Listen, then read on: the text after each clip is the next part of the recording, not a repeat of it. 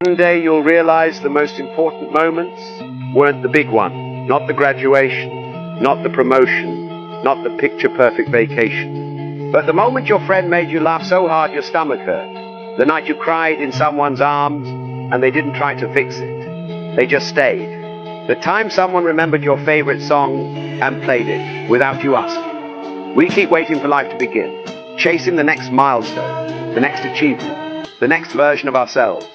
But life has already started. It's in the quiet glances, the late night conversations, the small gestures that no one else sees, but mean everything to you. You won't remember the emails or the meetings. You'll remember the people who made you feel something. The ones who made you feel like, maybe, just maybe, this chaotic world made a little sense.